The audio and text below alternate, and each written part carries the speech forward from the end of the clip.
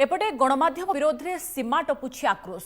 Corona विपत्ति को पक्ष करी बीएमसी मिछ अभियोग आधार मामला को नहीं ओडिशार सबुठु आगुआ न्यूज चैनल ओटीवी पछरे जेमिति पड़ी जाइछि पूरा व्यवस्था। शटडाउन समय भी धर्तव्य अपराधी भली थाना रे हाजर हेबाकू गुरुत्वपूर्ण खबर परिचालन रे थिबा ओटीवी वरिष्ठ कर्मचारी पाखकू घन घन नोटिस आसुछि।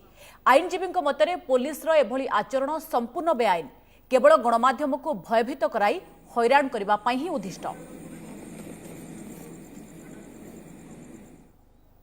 मो मतरे ये आईन परिसर भितर आसु नहीं, केस केमती हम। हाँ, क्या जदि व्यंग करी कौन कथा कौन व्यक्ति विशेष को जदि किसी कहुई था से उपरे केस व्यक्ति विशेष कराई था। ये तो दुई जनकर कथोपकथन को नहीं कि ओटीवी तार प्रचार कला। ओटीवी रे जो एडिटर अच्छी बाकी 4 जन को जो नोटिस जाइए से नोटिसटा हूँ अंडर 160 सीआरपीसी।